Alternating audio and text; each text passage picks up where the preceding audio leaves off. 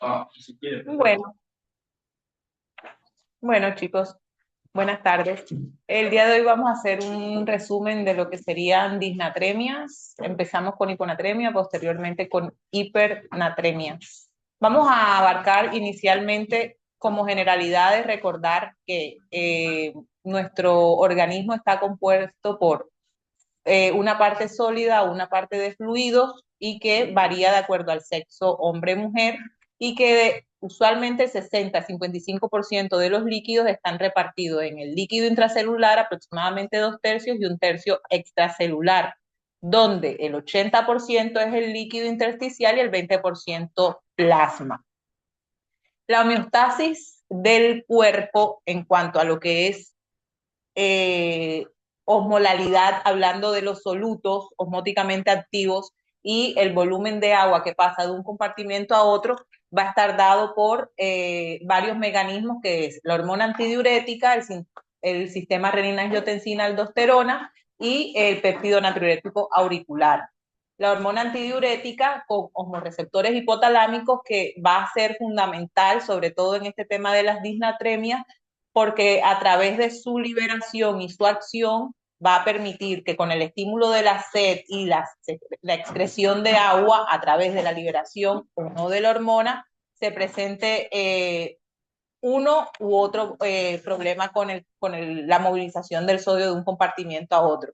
El sistema renina-angiotensina-aldosterona, que a través de vasoreceptores en la arteriola aferente a nivel renal, nos va a ayudar a regular volumen, y el péptido natriurético auricular, que nos va a ayudar a controlar el paso del sodio a nivel del túbulo colector y con consecuencia ayuda a controlar el movimiento de agua a nivel renal y por tanto en el organismo.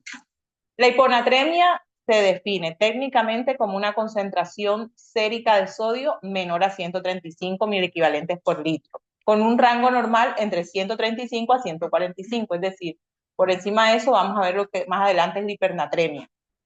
Es el trastorno hidroelectrolítico más común en la práctica clínica y está presente a veces en el 15 a 20% de los ingresos hospitalarios a nivel de urgencias y 20% en los pacientes críticos. Las clasificaciones son diversas. Vamos a tener, de acuerdo al tiempo, en aguda cuando es menor a 48 horas y crónica cuando es mayor a 48 horas. Según el nivel que tenemos de sodio en el laboratorio, vamos a encontrar una hiponatremia leve, 130 a 135, una hiponatremia moderada, 125 a 129, y una hiponatremia severa cuando es menor a 125. Podemos tener, basado en síntomas, es decir, un paciente puede tener una hiponatremia leve, crónica, y podemos ver si es sintomática o asintomática, dependiendo si el paciente refiere alguna sintomatología. De acuerdo a la tonicidad plasmática, es decir, recordemos que cuando uno habla de tonicidad, hablamos de osmolalidad y hace referencia a los solutos, es decir, los iones que son osmóticamente activos, es decir, que permiten, de acuerdo a su efectividad, permiten que se mueva agua de un compartimento a otro. Y vamos a tener hipotónica, isotónica o hipertónica. Y muchas veces, de acuerdo a la tonicidad, vamos a tener que ver cómo está el líquido extracelular, es decir, ver en qué condiciones de volumen está el paciente. Si está con mucho volumen, con signos de sobrecarga, si está euvolémico, es decir, es un paciente que no se ve deshidratado, donde sería un LEC bajo, pero tampoco tiene signos de sobrecarga y uno habla de un LEC normal. Esto, que era lo que les hacía hincapié ahorita, es importante recordar que cuando tenemos dos compartimentos, estas partículas que son las osmóticamente activas son las que van a permitir que de un lado a otro se muevan las partículas de agua. Principalmente como moléculas osmóticamente activas tenemos el sodio, la glucosa y la urea, que con esta fórmula es que vamos a hablar de la osmolaridad plasmática calculada, que sería 2 veces el sodio más glicemia sobre 18 y urea sobre 2.4. Lo normal es que sea entre 285 a 295 milimoles. De acuerdo a si tenemos la tonicidad de la hiponatremia, vamos a encontrar hiponatremia hiperosmolar cuando está por debajo de 135, pero tiene una osmolaridad medida mayor a 195, y es en los casos en que tenemos unas moléculas osmóticamente activas, como por lo menos hiperglicemia, cuando son pacientes que han sido sometidos a terapia con mannitol y que van a permitir que haya más arrastre de agua al compartimento extracelular y por tanto muchas veces escuchamos lo que es la hiponatremia dilucional. Decir que en realidad el sodio está disminuido porque hay un exceso de agua, más allá de que porque estemos perdiendo el electrolito, y es por eso que muchas veces van a escuchar que cuando llega una paciente con una cetoacidosis diabética, hablamos de lo que es el sodio corregido. Entonces, aquí se explicaría. La hiponatremia isoosmolar usualmente es cuando el paciente en realidad está con una osmolaridad plasmática normal, pero tenemos niveles altos de sustancias que si bien no son osmóticamente activas, sí generan que haya una disminución, un arrastre de agua que no me termina de disminuir completamente un valor crítico el sodio, pero sí hace que haya una pseudohiponatremia, y es cuando hay hipertrigliceridemias severas o cuando son pacientes que tienen hiperproteinemia. En la hiponatremia hipoosmolar, que es cuando tenemos la osmolaridad menor a 285 y un sodio menor a 135, es cuando usualmente es la que se presenta más comúnmente y es la que hablamos de una hiponatremia verdadera, porque son pacientes que no solamente van a tener el sodio disminuido, sino que usualmente son pacientes que de alguna manera el sodio se está perdiendo, o porque es un paciente que está deshidratado y está perdiendo iones, no solo no lo está ingiriendo, y la otra opción es que cuando tienen una hiponatremia hipoosmolar y evaluamos el líquido extracelular, el paciente tiene signos de sobrecarga que de alguna manera también me están haciendo que el paciente esté perdiendo sodio. ¿Sí me dice entender? Esto es para que se den cuenta de que causas tenemos un millón. Y siempre cuando evaluamos un paciente con hiponatremia, inicialmente lo primero que tenemos que ver es que si el paciente está sintomático o no, porque no es lo mismo un paciente que me llega convulsionando y que yo tengo un sodio de 110 a un paciente que está estable y que puedo detenerme a ver cuáles son las causas que puedan estar llevando el paciente a que esté con esa hiponatremia. Las manifestaciones clínicas las vamos a dividir en dos grupos: graves y moderadamente graves.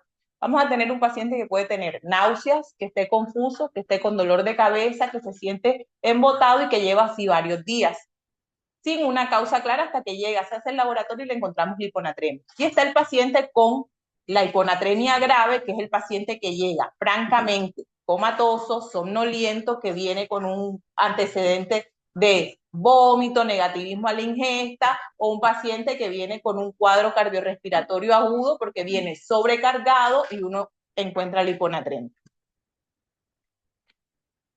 De acuerdo a cuando tenemos una hiponatremia hipoosmolar, es decir, tenemos el paciente con sodio bajo y osmolaridad plasmática baja, vamos a ver el LEC. Entonces, si yo tengo un LEC bajo, voy a esperar que el paciente tenga signos sobre todo de deshidratación.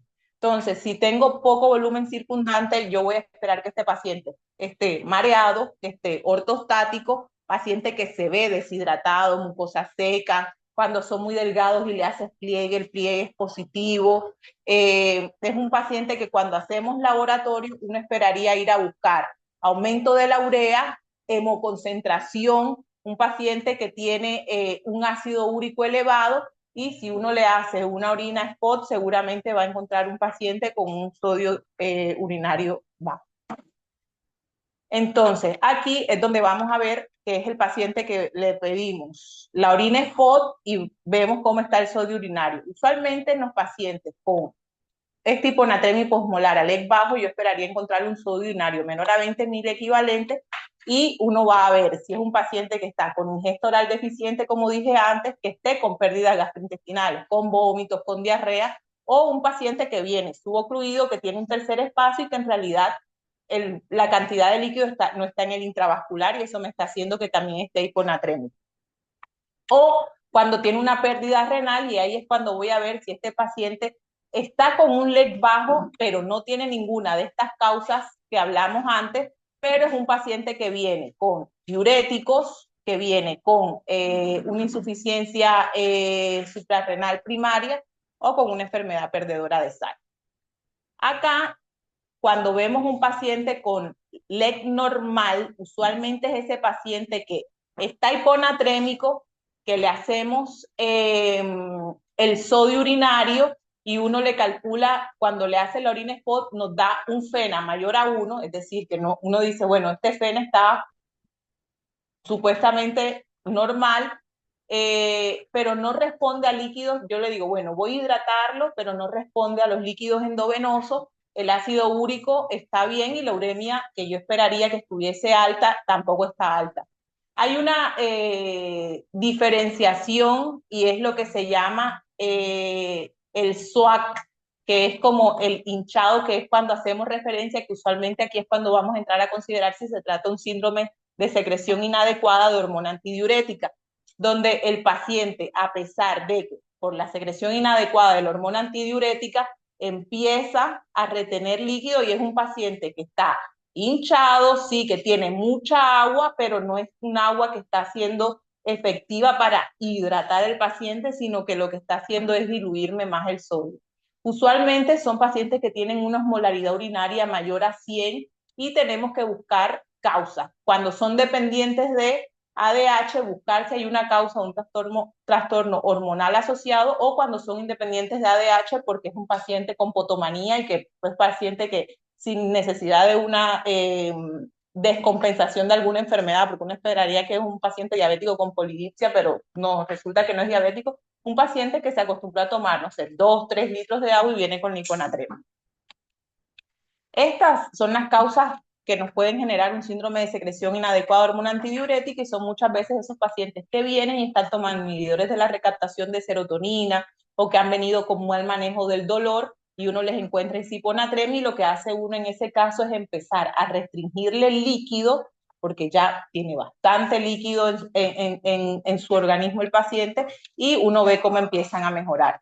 Y está la hiponatremia hiposmolar alto, que son los pacientes que vamos a ver cuando están con sobrecarga porque tienen una insuficiencia cardíaca descompensada, pacientes con cirrosis descompensada o porque son pacientes que tienen un síndrome nefrótico o una insuficiencia renal terminal, en todos los casos con un mal manejo de volumen corporal. Entonces, de acuerdo a esto, el tratamiento, ¿cómo lo vamos a manejar? Entonces, yo tengo un paciente que tiene una hiponatremia, que viene hiposmolar y que tiene LEC bajo. Un paciente que está asintomático, que puede quizás que sea aguda, pero que yo puedo evaluar, hidratarlo, hacerle un control y es el paciente que clínicamente responde, uno lo ve que llegó dormido, uno lo hidrata y el paciente empieza a responder y cuando le hace el control de laboratorio ya el sodio viene mejorando. Y está la hiponatremia hiposmolar ALEC normal, que es entonces cuando tenemos que hacer restricción hídrica y es el paciente que ustedes ven que nosotros decimos, bueno, este paciente queda restringiendo 800 mililitros día y la comida vamos a ponerle un sobrecito de sal. Y uno los controla y obviamente desenvolver el desencadenante, si es porque el paciente no tiene buen control de una patología tiroidea, porque venía con un fármaco que debemos suspender, rotar y así ir controlando la respuesta. Y la hiponatremia hiposmolar ALEC alto, que de acuerdo a la sobrecarga que tenga el paciente, ¿qué tenemos que hacer? Si es una insuficiencia cardíaca descompensada, hacerle balance negativo hasta que el paciente pueda responder. Si es un paciente con una cirrosis hepática, albúmina sería en este caso el manejo del paciente. Si es un paciente con sobrecarga, pues ver si necesita terapia de reemplazo renal. Entonces, estamos en guardia y les suena el radio y les van a dar un hallazgo crítico. Y les dicen que es un paciente que tiene un sodio de 126. ¿Qué esperarían ustedes en este paciente? ¿Qué sería lo que irían a buscar? Exactamente, perfecto. Entonces, no es lo mismo que te digan que tiene 126 y te digan, no, pero el paciente está dormido, que digan, entonces no, que tiene 126, pero yo lo controlé y la verdad es que el paciente está bien. Entonces, ¿cuándo vamos a hacer una corrección urgente de una hiponatremia? Realmente solo si hay síntomas graves, es decir, si el paciente tiene convulsiones, estupor, o coma y tenemos lo que se llaman como las 6 horas de oro. Lo ideal es que en esas 6 horas nosotros podamos llevar a nuestro paciente a un valor de seguridad. Usualmente, de acuerdo a la literatura, van a ver que hay pacientes, hay alguna literatura que dice que si el paciente tiene un sodio por debajo de 120, la indicación es cargarlo, esté o no esté con síntomas. Y una vez lo llevo al valor de seguridad de 120, ya yo ahí hago la corrección de acuerdo a lo que yo interprete. Entonces, de alguna manera u otra, la corrección que se hace para yo llevarlo, o sea, al rango de seguridad, o sea, porque esté sintomático, es con bolos de suero salino al 3%. La idea es que si son de 100 mililitros, paso en 10 minutos el bolo de solución hipertónica y máximo son 3 bolos. Ese bolo se prepara con 100 mililitros de suero fisiológico y media ampolla de cloruro de sodio.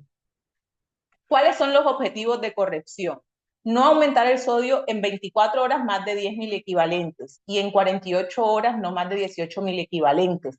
De hecho, hay algunos artículos que hablan de que no se debería hacer 8 y otros hablan más estrictos que no debería ser 6, pero lo de 6 todavía no está muy evaluado, y no más de 14 en 48 horas. Siempre la idea es evitar que haya el riesgo de mielinólisis pontina, que es lo que queremos evitar. En 24 horas, nosotros podemos elevar de 4 a 6 mil equivalentes, es decir, si tienen 115, 113 de sodio, tienen hasta 119, por lo menos en esas 6 horas llevarlo a ese valor. Después de eso ya la idea es ver en las siguientes 24 horas, ir controlando cada 1 a 2 horas cómo está ese valor de sodio. Esto es una comparación donde se hace de las guías norteamericanas y de las guías europeas. En ambas son muy claros en que siempre que haya síntomas graves, somnolencia, convulsiones o distrés respiratorio, se debe cargar el sodio. Y aquí esto, lo que les hablaba más que todo, que las primeras 2 horas yo puedo evaluar 4 a 6 mil equivalentes. Usualmente las guías europeas son un poquito más agresivas en cuanto a lo que es el tema del bolo endovenoso. Nosotros usualmente hacemos la guía americana, que son los 100 mililitros, como les expliqué anteriormente. Ellos van a los 150. Pero siempre la idea es que esa sea como el razonamiento que tengamos en un primer momento. Entonces, ¿cómo lo vamos a preparar? Hay 2 formas de preparar esa carga de sodio. La manera estándar, y que es la que muchas veces van a ver acá en el hospital, es cuando hay 2 ampollas de sodio en 250 de fisio y que eso se pasa en 4 horas y controlamos a las 2 horas y luego a las 2 horas siguientes cómo va el sodio y de ahí vamos haciendo cómo vamos corrigiendo la infusión. Y lo que más también realmente como más cercano a lo que debemos hacer está la fórmula de Adrogué. Y ahí es cuando entonces tenemos la hiponatremia y nosotros vamos a ver cuánto es el sodio a corregir. Eso sería el sodio infundido menos el sodio sérico sobre el agua corporal total más 1. El agua corporal total, la fórmula para calcularla va a depender de si es o no es anciano y si es en hombre o mujer, como la calculamos, que sería el peso por 0,6 en hombres, 0,5 en mujeres cuando no son ancianos, y en el caso de las mujeres y hombres no ancianos sería 0,5 en hombres y mujeres 0,45. Esto es importante porque siempre tengamos presente cuánto tiene una solución, cuántos mil equivalentes, para yo poder entender cuánto quiero llevar a pasarle a mi paciente. Normalmente en 1 litro de solución tenemos 154 mil equivalentes, o sea, en 500 vamos a tener 77. Y una ampolla de cloruro de sodio va a tener 68 mil equivalentes. Entonces, tenemos un paciente de 68 años que lo trae porque estuvo con mareo y síncope. Es hipertenso, tratado con hidroclorotiazida, hace dieta hiposódica y al examen físico está letárgico con un peso de 70 kilos. Tiene un sodio de 115 y una osmolaridad de 232. Entonces, ese paciente tiene una hiponatremia hiposmolar. que yo pensaría por los antecedentes que podría ser, muy seguramente al bajo viene con hidroclorotiazida, tiene síntomas de bajo gastro. O sea, ese paciente sí o sí tenemos que cargarlo, ¿estamos de acuerdo? Entonces, yo quiero corregir ¿cuánto? 120 lo que... Entonces puedo corregir hasta 5.000 equivalentes, tengo hasta 6.000 equivalentes para corregir. Entonces, el sodio a corregir, esta es la fórmula, ¿cierto? De lo que yo quiero corregir. Entonces, ya yo sé cuánto quiero corregir, son 5 puntos. Entonces, ahora lo que tenemos que pasar es a calcular el sodio de la infusión. ¿Cuánto tenemos que tener en infusión? Que muchas veces es lo que decimos, ¿cuánto y cómo se lo voy a pasar? Despejo el sodio de la infusión y me termina dando el sodio a corregir por el agua corporal total más 1, de acuerdo al peso y a la edad, más el sodio sérico. Esto me da 295 miliequivalentes, ¿sí? Hasta ahí vamos claro. Sí. Entonces, yo tengo que reponer 295 miliequivalentes de sodio para que me suba 5 miliequivalentes. Eso yo lo puedo hacer. Lo ideal es que sea en las primeras 6 horas, por lo menos cargar al paciente, o lo hago con bolos o empiezo a corregirlo ahora, y la idea es que me suben las primeras 6 horas y de acuerdo a eso ir subiendo o bajando la infusión. Entonces, si yo tengo que pasar 200 miliequivalentes, dijimos que una ampolla, ¿cuánto tenía? 68 miliequivalentes. O sea, necesitaría aproximadamente para estos 295, 3 ampollas. Entonces, lo que vamos a preparar es que las 3 ampollas más los 77 me van a dar 281. Así que nuestra indicación sería los 500 mililitros que le estoy aportando, 77 miliequivalentes de sodio, con 3 ampollas que le estaría aportando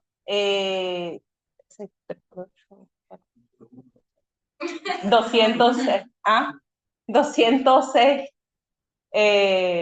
204, y la idea es que 500 entre 24, 21 mililitros hora, y a las 2, a las 4 y a las 6 horas yo le voy a hacer un control al paciente.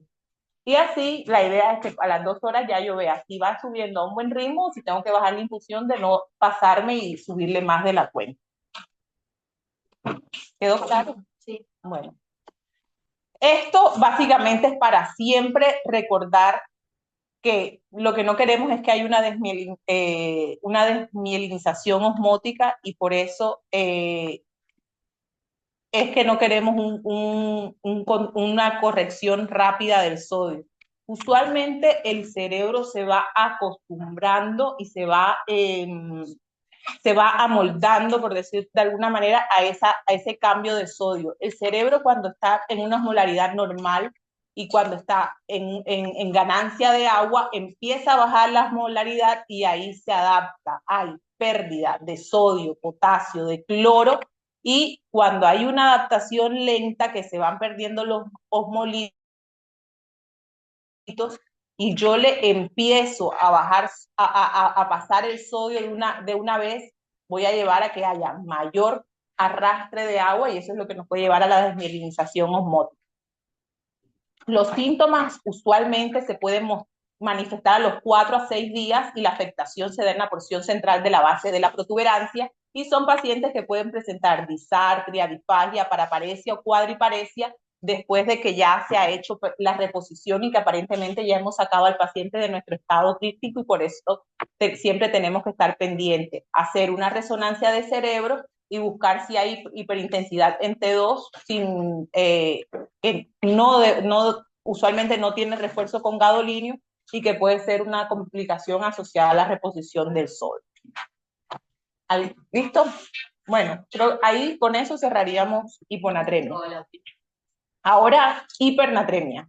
La hipernatremia se define como un sodio sérico mayor a 145, una condición hiperosmolar, y usualmente no hay una alteración como lo hay en hiponatremia de la homeostasis del sodio. Usualmente se debe sobre todo a el cambio en el movimiento del agua en el organismo. Entonces, vamos a tener sobre todo 3 tipos de agentes causales de la hipernatremia. Pérdida de agua sin reposición, es decir, cuando hay pacientes que tienen pérdidas cutáneas, pérdidas gastrointestinales, o que tienen alguna lesión hipotalámica que hace que haya alteración en el estímulo de la sed, que hace que el paciente, aunque esté alerta, es un paciente que no siente sed y es un paciente que uno debe buscar que no tenga una lesión hipotalámica, porque lo ideal es que uno compense si se está perdiendo por sudor o se está perdiendo por diarrea. Si yo hago reposición por boca, muy seguramente el organismo no tiene una hipernatremia severa que nos lleve a tomar alguna conducta. Y hay una pérdida de agua sin reposición a nivel urinario cuando hay o deficiencia en la secreción de arginina vasopresina, de la hormona antidiurética, o cuando hay resistencia, que es lo cuando hablamos de una alteración o una alteración nefrogénica. O cuando hay diuresis hormótica, que son pacientes que por algún motivo reciben manitol y que eso hace que haya arrastre de agua. Cuando hay pérdida de agua hacia las células, que es cuando tenemos ejercicio, convulsiones que van a requerir mayor movimiento de agua a nivel intracelular, o cuando hay sobrecarga de sodio, que es cuando se da usualmente en pacientes que están con ingesta o administración externa de soluciones hipertónicas, es decir, cuando se consumen estas sustancias con electrolitos, Gatorade, no sé si hay Gatorade, bueno, y administración externa de soluciones hipertónicas cuando se pasan muchas cantidades de volumen o con por lo menos pacientes que tienen alteraciones cerebrales que requieren soluciones hipertónicas por vía periférica. Entonces, estas son entre las causas, las pérdidas por falta de agua puede ser porque un paciente que tiene una alteración en la conciencia puede ser un paciente postrado que necesariamente depende de alguien externo que lo hidrate, o los niños, por lo menos los bebés que tienen también, no pueden suplirse ellos mismos la sensación de sed. Enfermedades en el centro de la sed, granulomas, neoplasias, que alteran directamente la sensación de sed, o cuando hay pérdida de agua por una diabetes insípida, hiperventilación como pérdida respiratoria, o cuando hay pérdidas gastrointestinales por diarrea osmótica, como por lo menos los síndromes malabsortivos, o cuando hay diarreas por laxantes. Y la sobrecarga de sodio, como les había explicado anteriormente. El cuadro clínico se va a dar porque son pacientes que pueden presentar letargo, debilidad, irritación, sed intensa, convulsiones. Es muy raro, y decían en una de las literaturas que es muy raro que un paciente alerta no tenga sed. Un paciente que esté alerta y tenga sed, hay que buscarle una lesión hipotalámica. ¿Cuáles son los factores de riesgo usualmente para un paciente en el que debemos pensar en una hipernatremia, edad avanzada, diabetes no controlada, un paciente que venga con diuréticos? El estar geriatrizado ya es un factor de riesgo. El diagnóstico lo podemos hacer con un laboratorio, sobre todo viendo los electrolitos, y siempre se habla de que el sodio y el potasio van de la mano, porque muchas veces es un factor de riesgo de hipernatremia. Los pacientes con hipocalemia en los que hacemos reposición de potasio, y cuando nos preocupamos por meter el potasio a la célula, también estamos arrastrando agua, y muchas veces son pacientes que vemos que empiezan a hacer aumentos del sodio, y que si no están teniendo una ingesta adecuada de líquido, podemos hacerle una hipernatremia también. Entonces, ¿cómo vamos a evaluar el paciente con hipernatremia? Siendo estrictos, si yo quiero, más allá de que el paciente con hipernatremia, decir, bueno, le voy a pasar agua libre a mi paciente, sea agua libre real o agua libre de soluto con una destroza, yo lo que tengo que determinar es cuál es la etiología y evaluar la osmolaridad urinaria. Si yo tengo una osmolaridad urinaria mayor a 600, yo voy a pensar que eso es un mecanismo extrarrenal lo que me está generando la pérdida de líquido y por lo tanto la acumulación de sodio en la sangre. Y vamos a tener como implicancia extrarrenal mecanismos hipovolémicos, es decir, pérdida cutánea, pérdida gastrointestinal, como una historia de pérdida de agua libre. Es un paciente que está euvolémico, es decir, que es un paciente que no tiene acceso al agua porque está intubado, porque está inmovilizado, porque está postrado y no tiene ingesta de líquidos, o porque tiene alguna alteración en el centro de la sed, o cuando está hipervolémico porque tiene un exceso en el consumo de sal, sea por sustancias hipertónicas que consume por ingestión con mucho contenido de sal o por sustancias endovenosas administradas intrahospitalariamente. Cuando la osmolaridad urinaria está menor a 600 miliosmoles, yo ahí debo pensar en una implicancia renal. Y ahí sí tengo que ver, en este caso, cómo es, perdón, aquí es la osmolaridad plasmática. Y ahora aquí yo veo la osmolaridad urinaria. Si la osmolaridad urinaria está por debajo de 300, yo tengo que ir a pensar que el paciente tiene una diabetes insípida, sea central o nefrogénica, pero ya ahí sí tengo que irme a evaluar específicamente cómo está la función de la hormona antidiurética y ahí sí tengo que hacerle el test de desmopresina para ver si es un trastorno central o si es un trastorno a nivel de los receptores de acuaporinas. Y cuando está entre 300 y 600 la osmolaridad urinaria, ahí yo tengo que evaluar si el paciente viene con diuréticos, si es diuresis osmótica, y ahí lo que tengo que hacer es calcular la concentración de electrolitos urinarios, que es 2 veces el sodio por 2 veces el sodio urinario más el potasio urinario, y cuando es mayor a 50, usualmente es porque estoy perdiendo electrolitos en la orina, y cuando es menor al 50 es porque lo que me está llevando a que se esté perdiendo agua por la orina es por otro tipo de moléculas activas como son la urea o la glucosa. O sea, de pronto un paciente con una glucosuria. Entonces, ¿cuáles van a ser los objetivos del tratamiento del paciente con hipernatremia? Tengo que establecer cuándo inició la hipernatremia. Si es aguda, acá sería menor a 24 horas o mayor a 24 horas.